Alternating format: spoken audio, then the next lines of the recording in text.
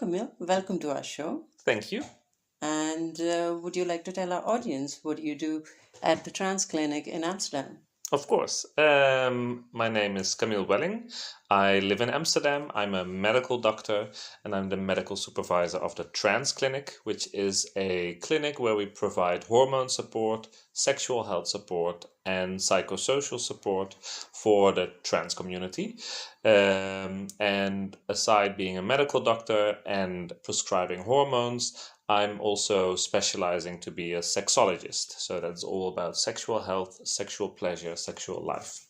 That's great, because usually when it comes to hormone therapy for transgender people, we always focus so much on the body, but the sexuality is such an important part of our life, and we do not focus as much on sexuality. So No, true. I think there's still a lot of shame speaking about being sexually active. Giving sexual education can be still something that we don't talk about.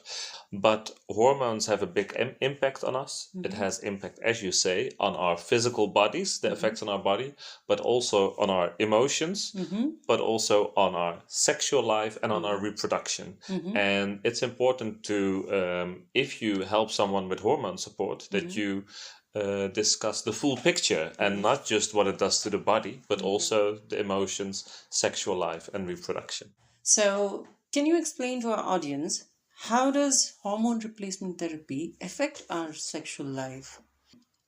So I think the important thing for hormone therapy for trans women, but also trans feminine people and non-binary people that want to start feminizing hormones, that aside from all the effects on the body and what that does about how you feel about your body and how you feel as a person and how you feel as a sexual being, hormones itself have impact on your life, on your sexual life, on how your body functions.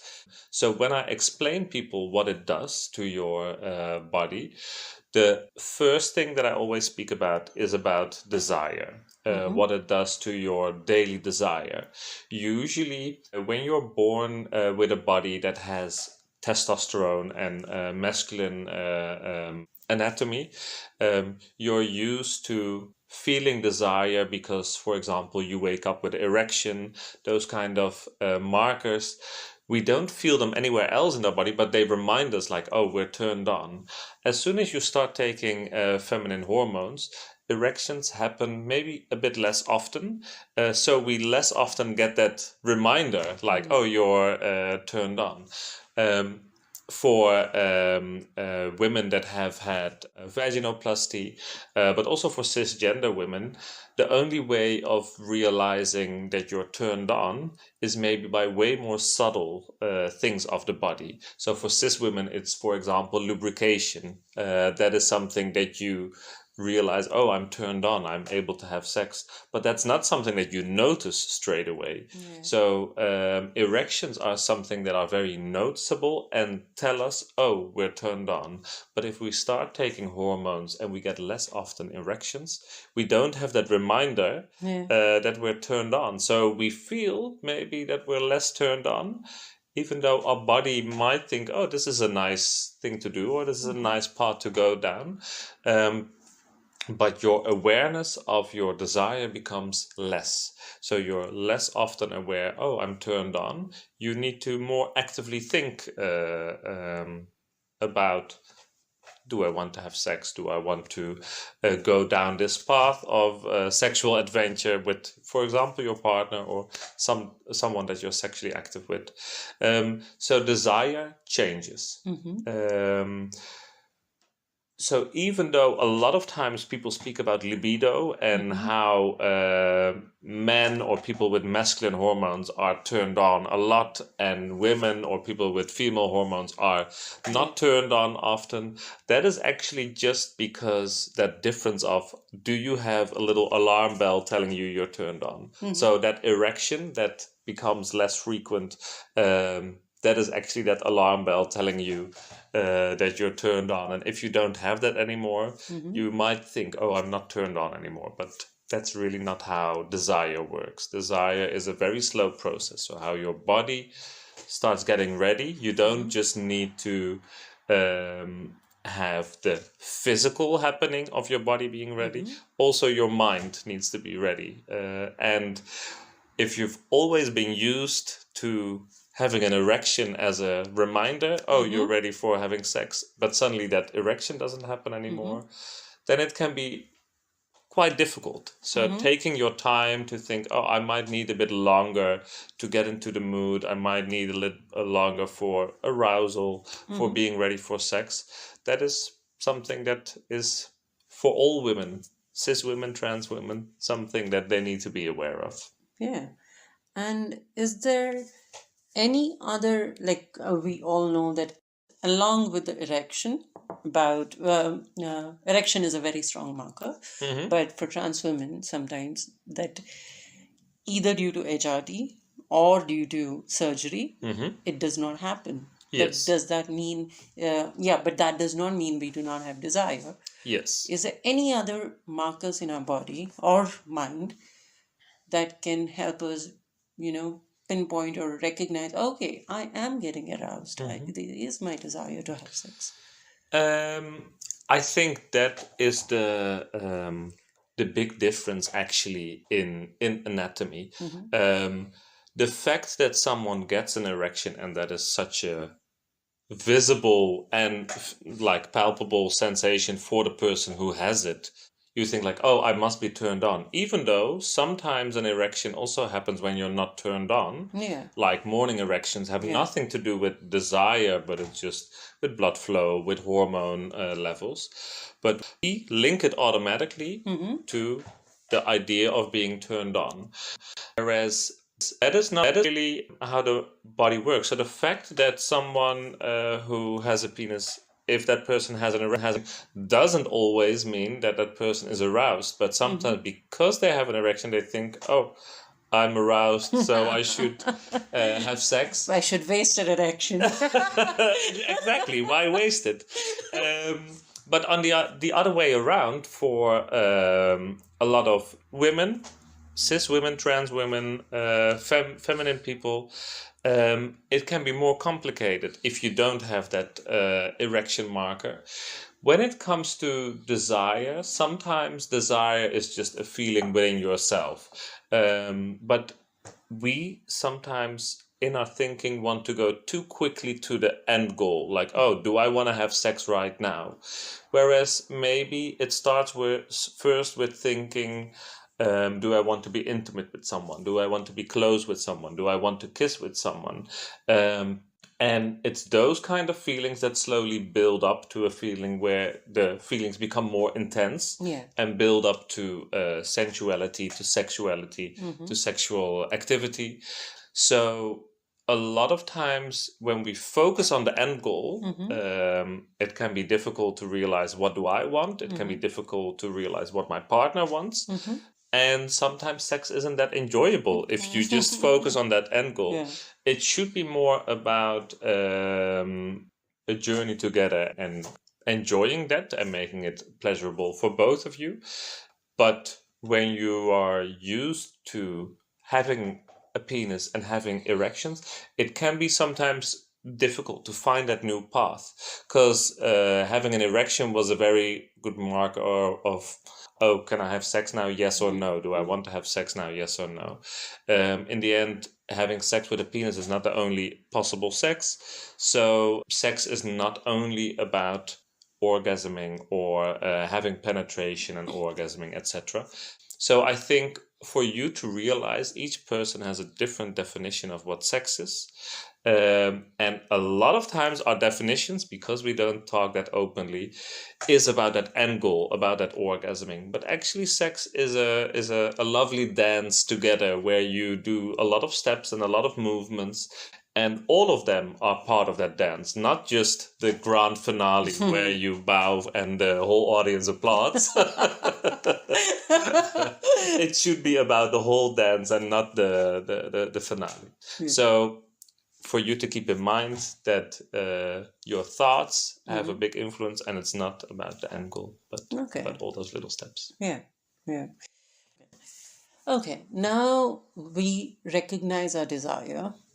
Now, once we are in the act of having sex or getting intimate with someone, does HRT make it any difficult to, or make it any harder to reach a climax, orgasm?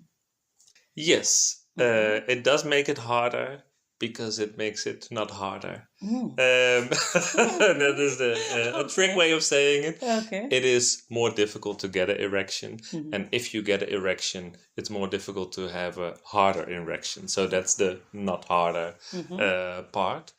So first of all, of course, depending on how you want to have sex and whether you need erection for that, that depends on each person. Not every person wants to have sex with an erection. Not every person wants to have future vaginoplasty. So everyone has a different way of experiencing their sexuality, and a penis and an erection can be a part of it.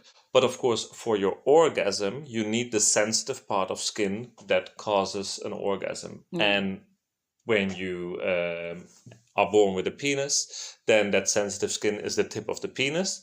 That is the part that is the most sensitive and the part that causes orgasm in the end. But when you have less often erections and less hard erections and less blood flow, it can become less sensitive. So a lot of people say that it can take a bit longer to get an orgasm, or that it takes longer to reach that end goal. A lot of trans women, first of all, I have to say the research on orgasms and sex in general is already a bit smaller compared with all the medical research. But then especially when it comes to sexual lives of trans people and gender diverse people, it's very, very small. The majority of research is just experience reports from people, so questionnaires, and where they tell about their experience.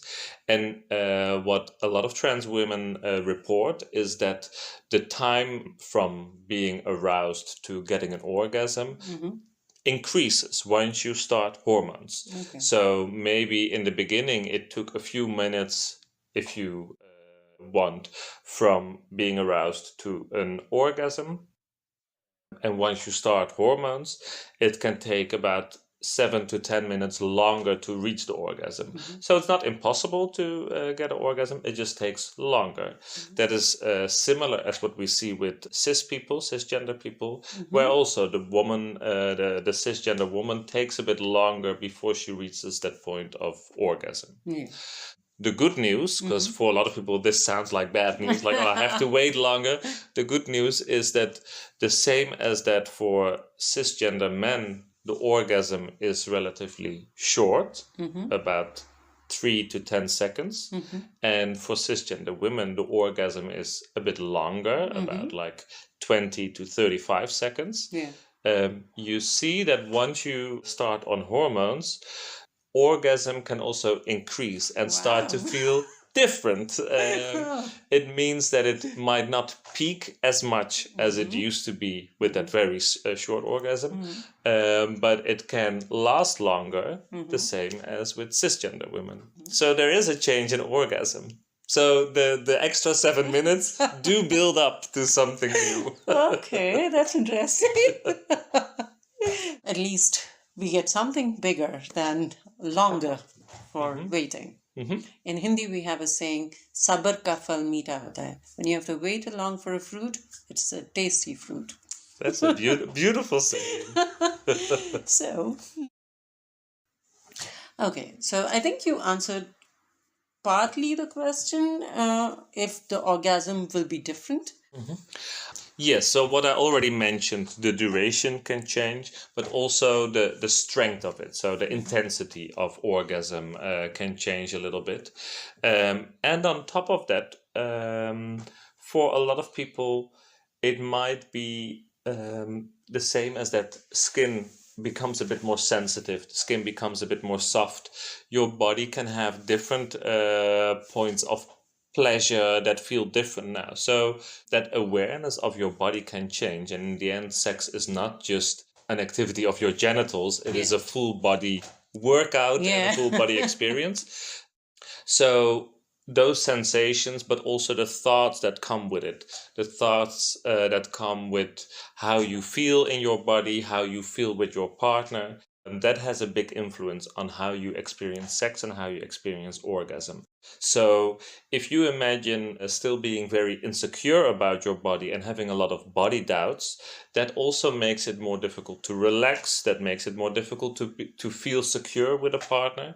Whereas if you have a partner that is very accepting of your body and very much celebrating and taking the time for you to enjoy yourself, that can feel very different. It makes it easier to relax. It makes it easier to be in the moment. So if it is difficult for you to be sexually active and to relax, don't feel like, oh, this is all due to the hormones or due to steps that I take in my transition. It could also be your state of mind, where it can be very scary to be intimate with someone. It can be very scary for yourself to be connected with your body, because maybe in the past you didn't like your body and you were quite resistant to how you felt with your body before hormones. So getting connected and feeling at home with your body is also a journey. And all those different elements, the emotions and the physical elements, they all come together within sexual activity and with orgasm. So it's not only what hormones do and what hormones have for an effect on erection and orgasm, but also your state of mind. So that also means that if there are still things that you're not happy with, or that you maybe feel ashamed about or feel uncertain about, there is still a lot of things that you can work on with yourself or with a loved one that you feel close with or feel intimate with, to work about loving yourself and enjoying the sexual being that you also are, aside from everything else that you are. So it's about being comfortable with the person you are. And also, orgasm is a more full body experience. Yes, it is. Sex is so diverse, which is, I mean, we can talk forever about it. But on the one hand, there is this feeling of feeling comfortable with your body and going with that flow of sexuality. So feeling free to go down the river of whatever is happening. On the other hand, we also know there needs to be some sort of adventure or excitement to turn us excited, to turn us on. Yes. So the same as that, it should be safe, but it should not be boring. There should be some tension, and there could be. So that makes sexuality something that for so many people is a big question mark, sometimes scary to talk about, and then especially when it comes to sex for gender diverse people, for trans people, they already experience that they're being sexualized a lot. So then having these questions, sometimes people just choose, oh, let me just not have sex for now because it's too overwhelming. I think to be aware that shame and avoidance around sex happens on all levels, on all ages, on all genders, on all backgrounds. So it's very common for people not to talk about it. And some people are fine with that. But if you feel like, oh, there is something there that I actually want to address and I want to experience this fuller part of myself and also be okay with my sexual self, there's absolutely options to find how you can enjoy sex better. Okay. And I also want to go back to the previous question that we talked about being harder to attain an erection or taking longer to erect. So is there also other factors playing a role there, or if it is someone very young, do they also feel, because Good question. You will see that over life, for cis men and people with masculine anatomy, their testosterone levels, especially in their 20s and 30s, are at their peak, so to say. We call it charti javani. What does that mean? That's the peak uphill youth. Okay, yeah, exactly. After that point, the level of testosterone can be in general a bit lower. So you will see that sometimes people have difficulties getting an erection. However, every human body is very different. So some people already have at a very young age. So when they're in their teenage, difficulties with erections. Some people only get when they are 80 years old, they get difficulties with erections. Some people never get difficulties with erections. And that is because there's also so many factors that have an influence on getting an erection. Because it could be something physiological, so your hormones, for example, or something with blood flow. But it could also be something emotional, something about fear, or about fear of orgasming too quickly, or about fear of being judged, fear about being different. And that's also why sexology as a specialization is a combination of the medical field and of the psychological field, because especially sex doesn't have just a medical background, it doesn't just have an emotional background, it has the combination of the two.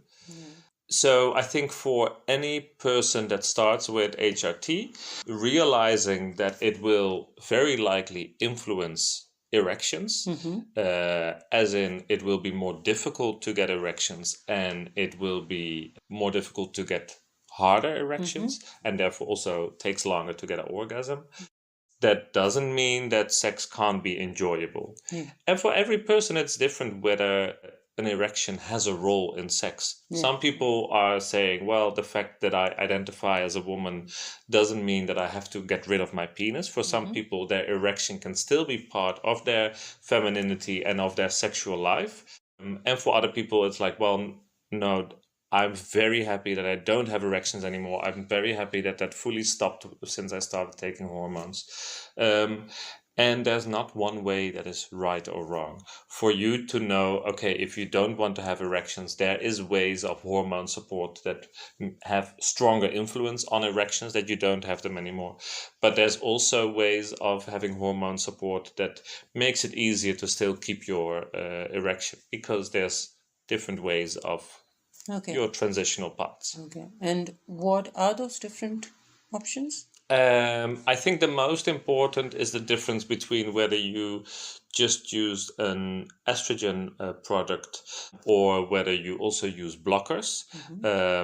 Testosterone is the most important factor in regulating erections, so to say, and also the production of sperm and the ejaculation. And with a blocker, your testosterone goes down, and you see that the blocker usually has a stronger effect on erections going down, less sperm being produced, less fluid coming out, and all those factors impact the feeling of orgasm. And is there a difference between different kinds of blockers as well on the erection, like gonadotropin regulating hormones or spironol?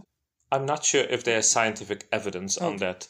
And in every different region of the world, there is different standard treatments. So, for example, in the Netherlands, our main blockers are either injectable blockers that are long lasting. So they either last for a month or for 3 months, but they have quite a strong effect on your testosterone becoming undetectable. So we notice it's like a sexual nuclear bomb. It takes it takes a while before the body realizes it can still function.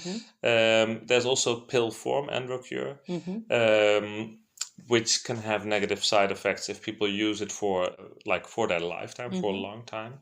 So spironolactone, for example, is not one of the common blockers in the Netherlands. I think because there's regional differences or intercontinental differences, I'm not sure which blocker would be the most recommended, but I always tell people that it is good to be aware that certain treatments have more impact on erections. So some women tell me then I rather stick with estrogen and maybe build up those dosages to levels that have the most feminizing effect. but at least my testosterone is sufficient to continue having erections. Yeah. And other women tell me like, oh no, please give me the blocker, because just the idea of erections makes me feel so uncomfortable. I do not want that.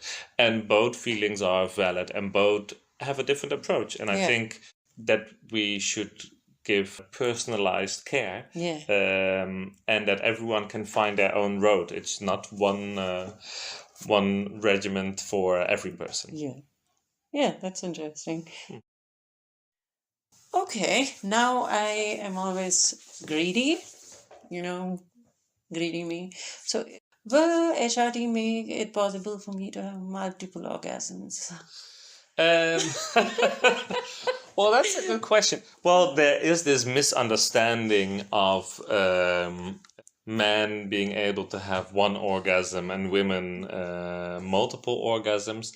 Actually, for both men and women, for both trans men and trans women, for gender diverse people, you have an orgasm, and after that orgasm, your body has a refractory period. So a recovering period where you're not able to have an orgasm, and usually are also just not ready to continue having sex, or just to pause, at least not to work immediately towards an orgasm. So a lot of people have sex, they orgasm, and they have a break.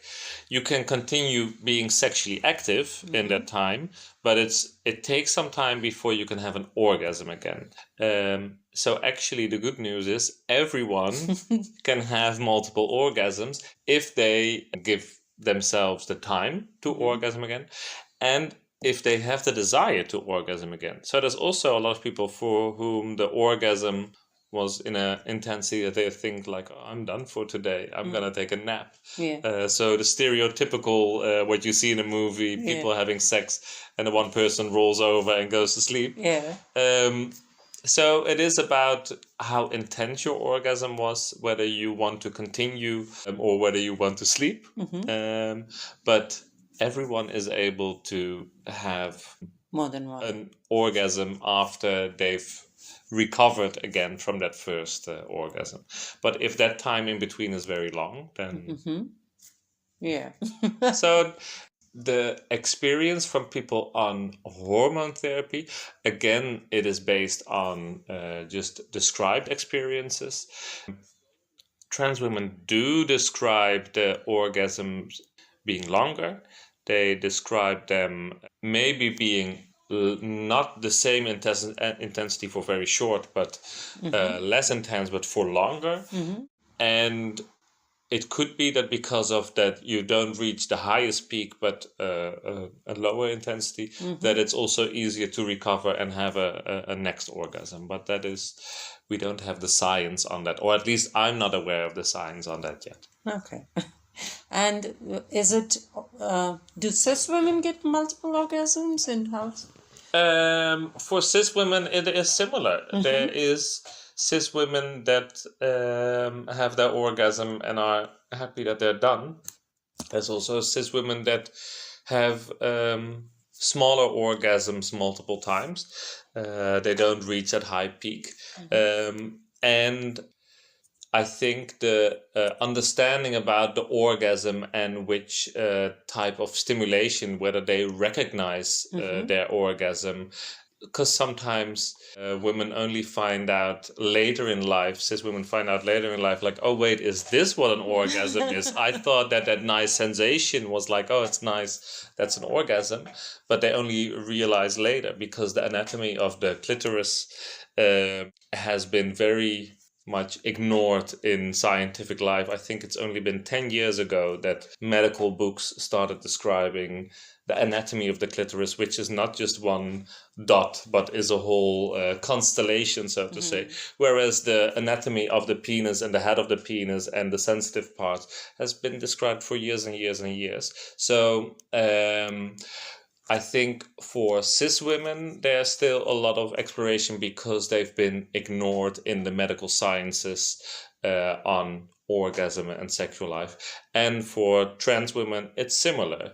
First of all, they're still very much doing their research on which type of surgeries are the most enjoyed or the most popular or the most successful, depending on how you rate successfulness.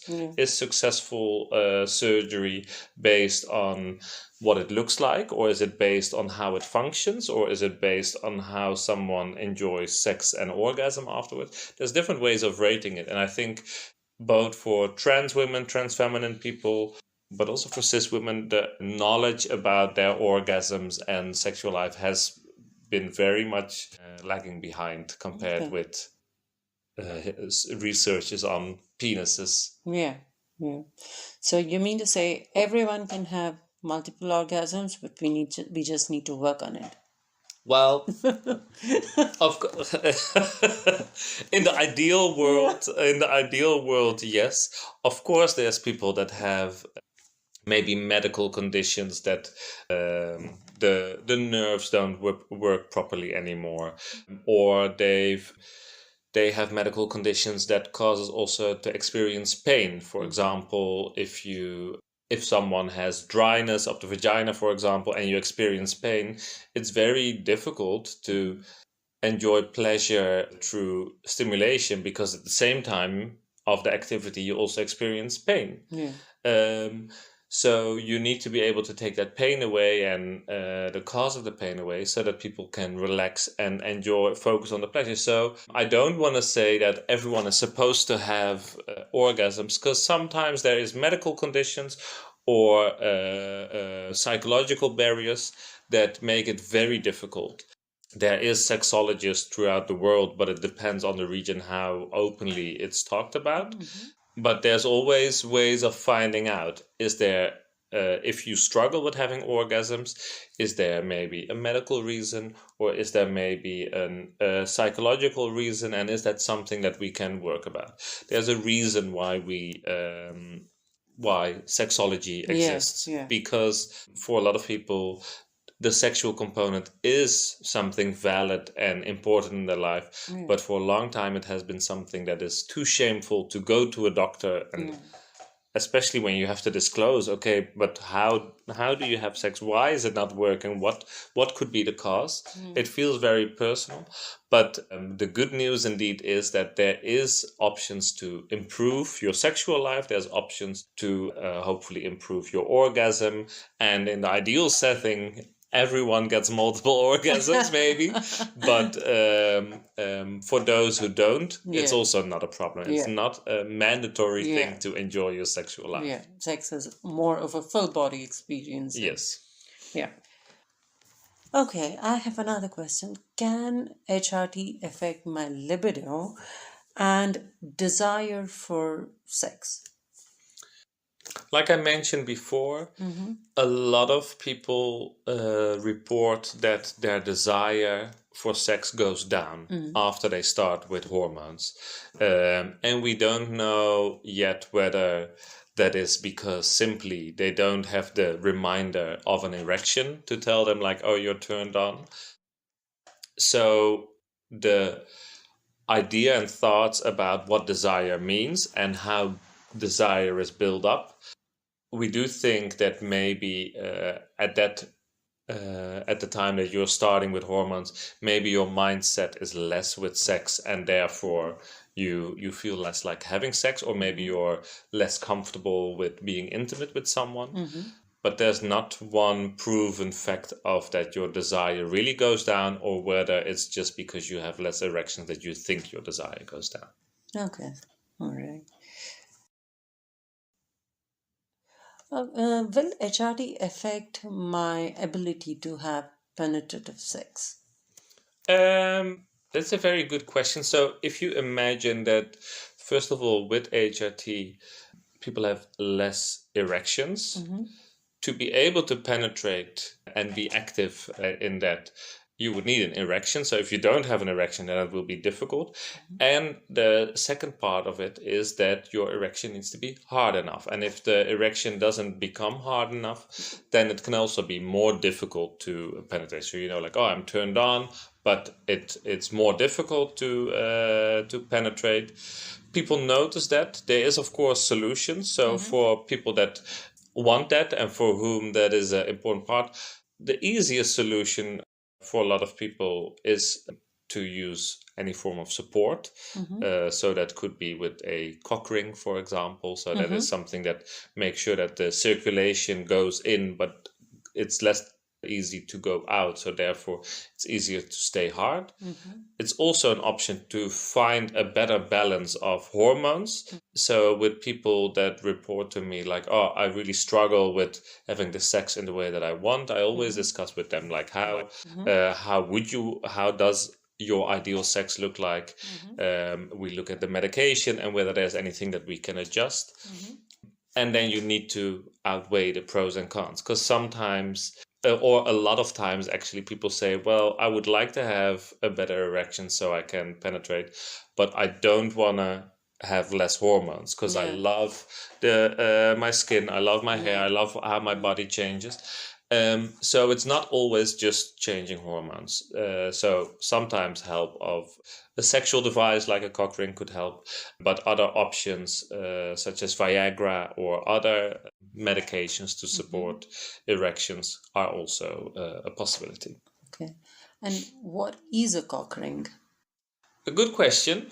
A cock ring is a ring of, it's made of silicone usually.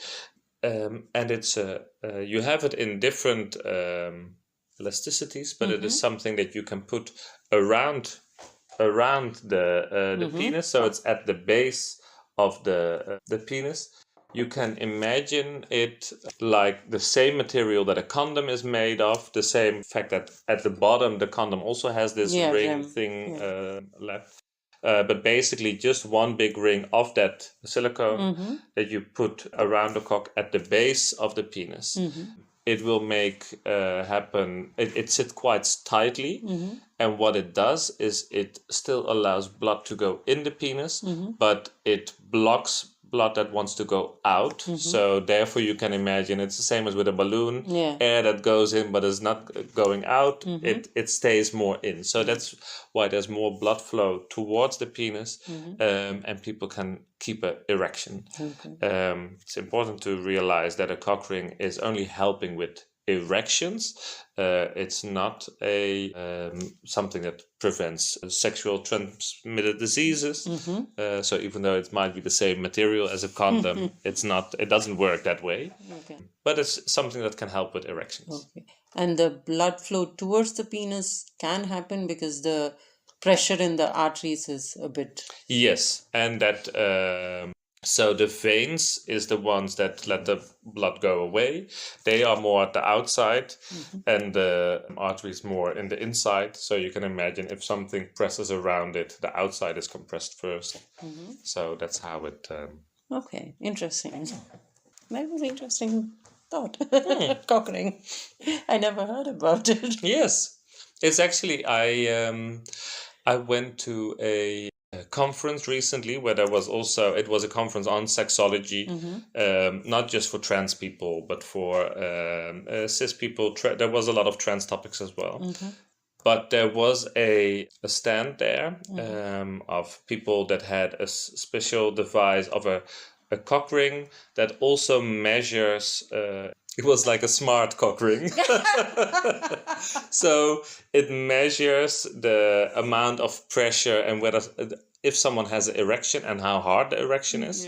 So it was actually used for older cisgender men. Like they get older, they have difficulty getting an erection, and they had this cock ring with that device to measure overnight Do you still get nightly erections? How hard are they? Do you still have sex? And how hard is your penis?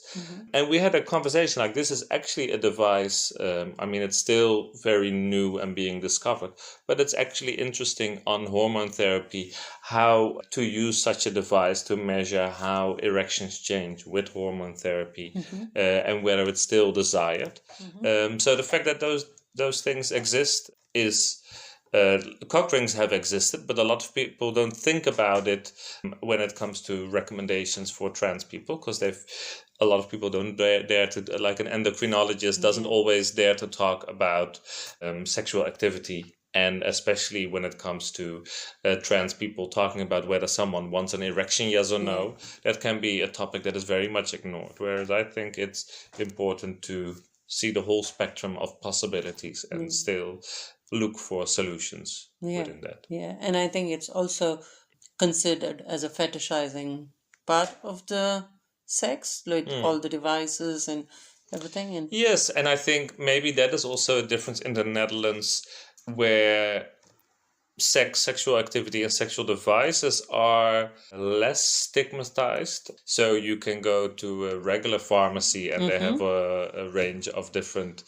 sex articles. Therefore, so you can even go to certain grocery stores these days where they sell sexual devices.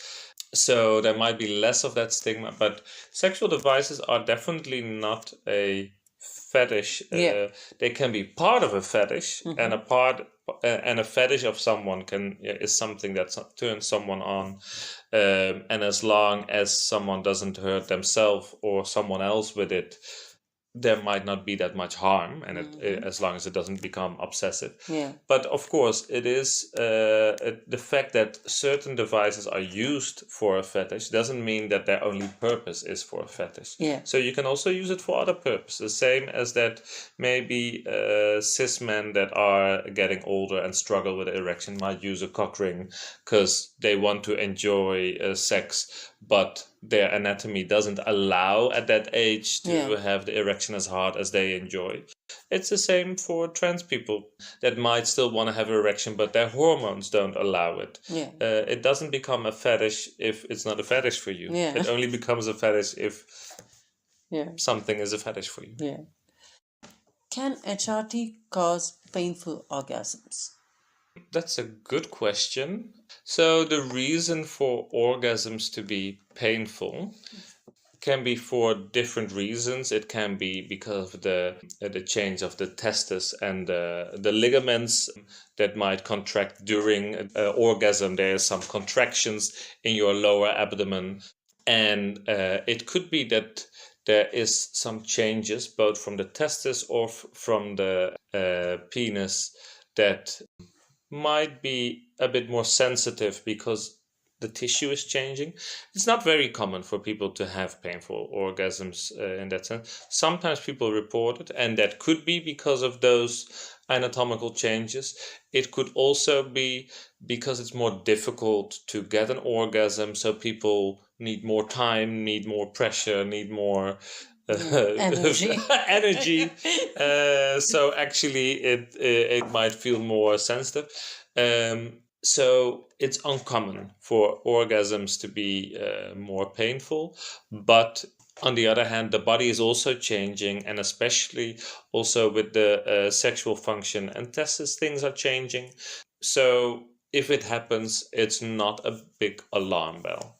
If it remains after 1 or 2 years, then I would talk about it in the beginning stage and discuss whether there would be any reasons for concern.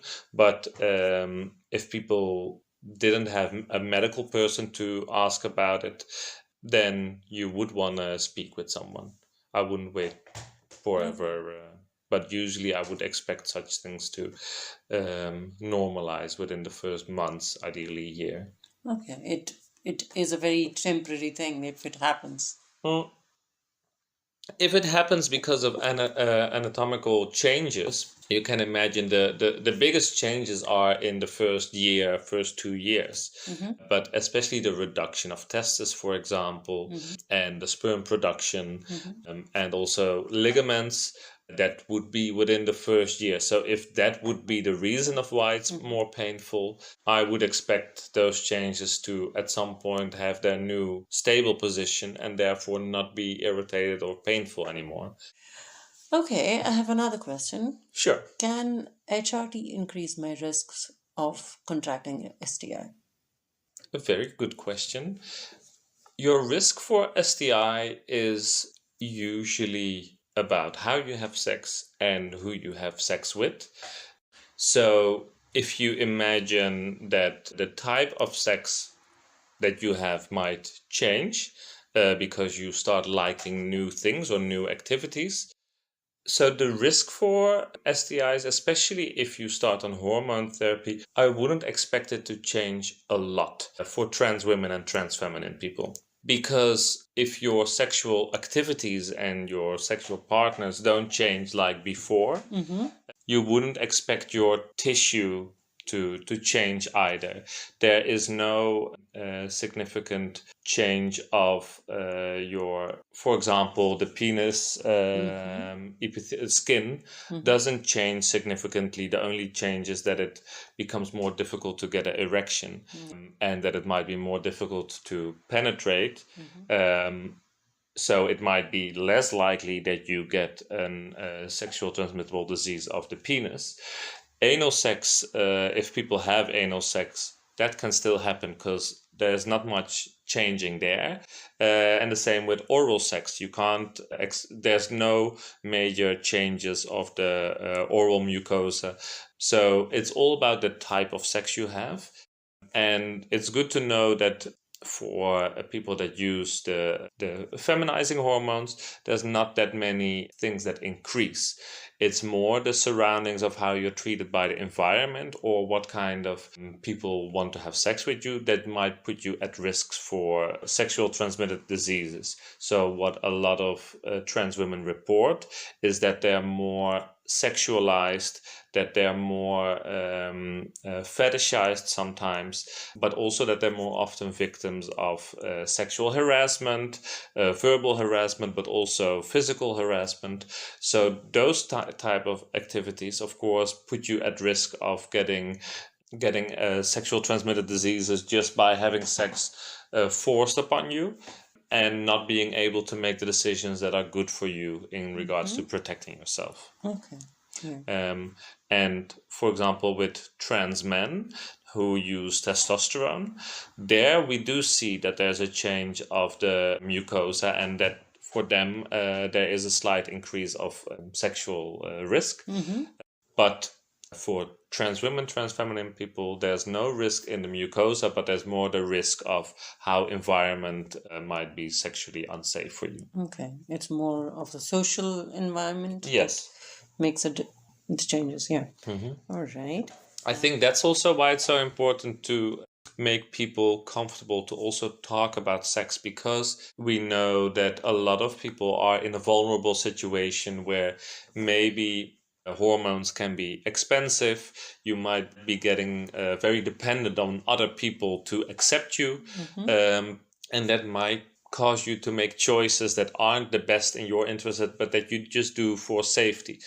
So whether it comes to people being in unsafe relationships or sometimes people going over their own sexual boundaries or being exploited or doing sex work to be able to afford certain procedures, all those kind of things are like, I never judge people about it because it's not something that a lot of people choose for themselves, but that the environment and the society has chosen for them. So make people aware of, okay, what can you do to protect yourself for just being sexually active? Like what kind of sexual protective measures exist? And how can you protect yourself also in dangerous situations or in situations where you have more risks? And whether that is with sex work or within a relationship that is unhealthy, or because you're exploring and you're not always prepared of what other people expect from you. Those kind of recommendations are always good to discuss. How can you keep yourself safe? Not because transition makes you more vulnerable, Yeah. but society makes you more vulnerable to sexually transmitted infections. And other than the usual routes of protection, like condoms, what are the other forms of protections that can keep you safe? Yes, it depends on each country what is available. Of course, condoms are the most known form of protective measures. Using enough lubrication with sex decreases the amount of tears or wounds or risks. A lot of countries offer vaccinations, for example, to vaccinations for infections that could be sexually transmittable, such as hepatitis B. Then there might be possibilities to get free STD checks, where you can get tested for chlamydia, gonorrhea, hepatitis, or HIV.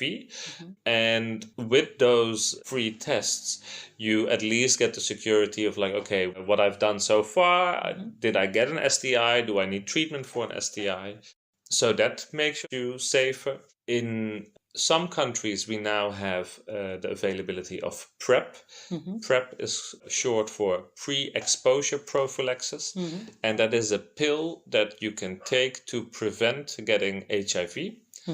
So that is something that is growing a lot, where there's a lot of attention because, of course, HIV nowadays has very good treatment for HIV, but we still know that we can't cure HIV. With the good treatment, people can grow old, and it's known as a chronic disease, but a lot of times people still suffer the stigma of HIV and all the hospital visits and what happens if you don't have access to your medication. So preventing HIV is a big new development in the past 5 years, so to say. So those are, I think, the most important ones, and especially when the availability is limited, then the use of condoms, the use of good lubrication, and trying to get tested somewhere on a basis as much as is possible. And another thing that is good to know, that if people have HIV and they are on treatment, it's nowadays, with the treatment that exists, it is almost impossible to transmit once you're on treatment. So the only moment that people can infect someone with HIV is when they're not on treatment for HIV. And that's why it's important to get tested, because if you get tested and you find out that you, for example, have HIV, then you can get on treatment, and it's not nice to have a daily tablet, but you have a chronic condition and you know you won't infect someone else. And if you don't have HIV, it also prevents the spread, because you can disclose, oh, I've got myself tested. Yeah. So those are the more important ones. And if PrEP is available, I think for a lot of people that can be a good measure to protect themselves, especially if they're in circumstances where they can't always safely make the decisions that are best for themselves. Yeah. Yeah, I'd like to add some things here, especially India-specific context. So in India, as you said, there are vaccinations available for hepatitis B. It would cost around 100 rupees per shot. You can go to any hospital, talk to the doctor, tell them that you need hepatitis B vaccination, and it will cost you 100 rupees per shot, which is like €1. And for testing, you can go to, there's something called a CCC in every locality, and there you get free STD testing. And the STDs tested there are HIV, syphilis, and Hep B, hepatitis B. So 3 HIV STIs tested Yes. for free. And there is also HPV vaccinations available in India, but they're not free. They're a bit more expensive. There is a 4 variant one which will cost around 4,500 rupees, and there is a 9 variant. HPV has a lot of variants, and each variant causes a different kind of disease. So yeah, there is a 9 variant one which will cost quite a lot more, which is like 11 to 13,000 rupees, I guess. And about PrEP. Yeah. PrEP is also available for affordable price in India. And with certain organizations like I know Color Positive and some other organizations, we'll put the numbers and contacts below in this video. And it will cost around 400 to 700 rupees a month for PrEP. And is there also a post exposure prophylaxis? Yes, PEP. So PrEP is pre-exposure, so that means before you get exposed to HIV. So you want to prevent it. That is the PrEP that you just mentioned. And indeed, what is also available is post-PEP, post-exposure. So after the event, so let's say you were a victim of sexual harassment, for example, and were at risk of getting STDs. If you get treatment with the same medication or with similar medication within ideally 48 hours, ideally as quick as possible, but sometimes up to 72 hours, it can prevent you getting the virus in a lot of cases. So that is good to know, that if you ever had a situation where the condom broke or anything else happened where you later thought, or maybe you were intoxicated and your decisions, it's not always about harassment. Sometimes life happens. There is still options to go to a clinic to ask for PEP. I would expect that would be the same place where you also get PrEP in India. Yeah. And how does the protection work in PrEP? How often do you have to take it, and when are you protected? So there is two ways of taking PrEP. PrEP is one pill, and you can either take one pill daily, and then you're always protected, so to say.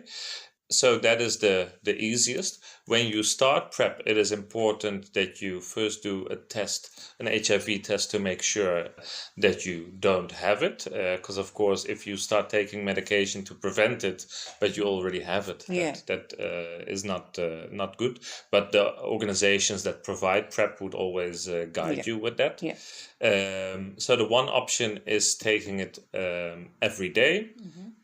It becomes fully effective, I think, after 5 days. And the other option is that you only take it around situations where you know you're going to be sexually active. So if you're someone that doesn't have sex that much, let's say you only have sex twice a month, and you feel like, well, if I only have twice a month, I go to a specific party or I meet with this specific friend who's visiting, then for some people it feels like a burden to take a tablet every day for something that is occasional. In those situations, you can take intermittent PrEP. That means you take 2 tablets 2 hours before you're having sex, and then 24 hours after you take one tablet, and 24 hours after you take one tablet. So that is 4 tablets in total. 2 tablets 2 hours before, 1 day after, 2 days after. So, and that also gives the same protection for HIV. Okay. It's important to know that PrEP protects you from HIV. The hepatitis B vaccination can protect you for hepatitis B. But PrEP doesn't protect you for hepatitis B, and PrEP doesn't protect you for syphilis or other sexually transmitted infections. So the most important reason why people take it is because they know that syphilis, for example, you can treat with antibiotics. Other sexually transmitted infections like chlamydia or gonorrhea, you can also treat with antibiotics. But HIV, is a lifelong infection as we know it. So that's why they say that's more important to prevent, because we can't cure it, whereas the other ones you could get a treatment for. So I have one last question for you. Sure. Can HRT change my gender identity or my sexual orientation? So Your gender identity. A lot of people start HRT because of their gender identity. But what is good to know is that a lot of people have something in mind of what they hope to get out of HRT. So they hope, oh, the effects of hormones. This is the end goal that I have, for example. But we do see that a lot of times people still find their ways of what for them feels right, what for them the end goal is. Does that mean your gender identity changes because of the hormones? I don't think that might be per se the direct influence, but it could be that you still are looking for the freedom to find yourself and understand yourself. So sometimes I do see people that initially came to me saying, "Oh, I identify as trans woman," but then over the course of time they say, "Oh, I'm more non-binary, trans feminine, but I said I was trans woman because I was afraid otherwise I wouldn't get hormones." Or sometimes people say, "Well, I don't know how to define myself for now. Let's say non-binary, but I do want to start hormones." And then a couple months they say, "Oh, this feels so right. I want to go a step further." And then at some point they say, "Actually, I identify as trans woman." So I think identity is for some people a journey. It is also not something that is solidified, like, oh, it's one thing. It can be still like path of life that still can change. So I don't think hormones themselves change gender identity. I think gender identity is not that solid. So if there are still shifts and things to explore, then they might come on your path. And for some people, it is very solid. They know from the day they were born and every step throughout their transition, nothing changes in how they identify. But sometimes people, especially when it's more on the fluid or non-binary spectrum, are still searching in that aspect, and that is perfectly fine. When it comes to sexual attraction, that is actually very interesting, because the same as that hormones have effect on your sexual functioning, which is anatomy or which is body, which is functioning, they also have an effect on the emotions, so also on the sexual emotions. So we do see again that people sometimes change the type of activities that they like, the type of sensations, the type of way that they like to be touched, but also the type of thing that turns them on can change. So that means that they get interested in different sexual activities, but also they might be interested in a different sexual partner or be turned on by different things.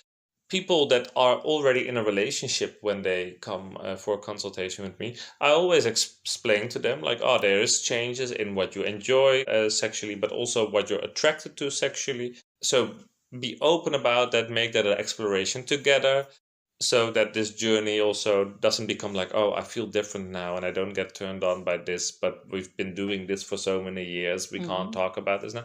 That can cause a big barrier in a relationship. Whereas if you make it like, oh, I start feeling something new, can we try this? Then transition can become a nice exploration together on a sexual level as well.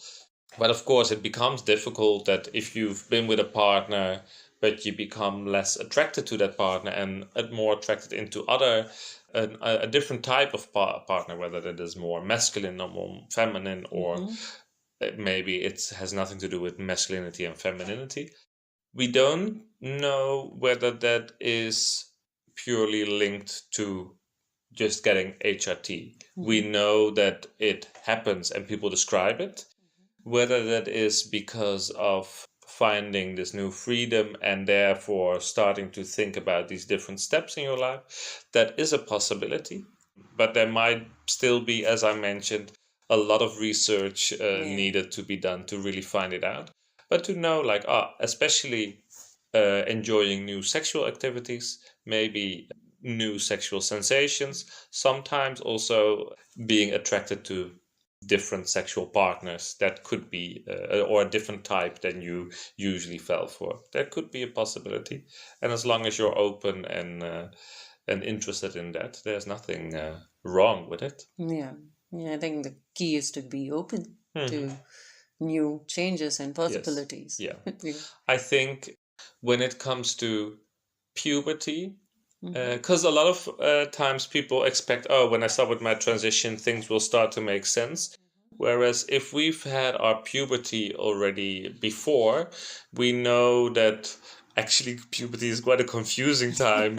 Some things start making sense, but there's a lot of things that don't make sense. And when you start with hormone replacement therapy, which is basically a new puberty, Second puberty, they call it. it's not suddenly all going to make sense. There's going to be a lot of things that you are realizing that you never thought about and that you're going to be very happy about. There's a lot of things that you maybe didn't expect or maybe did expect and they're not going to happen, and the ones that you didn't expect are going to happen.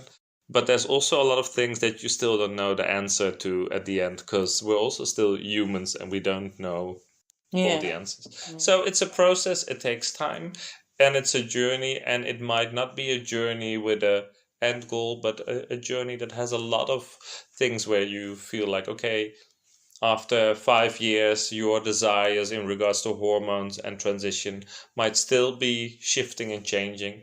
And for a lot of people, maybe after 2 years already, they have done all the steps that they are happy with. Transition can be very different for many people. Yeah. It's a confusing journey for a lot of people. Yeah. All right.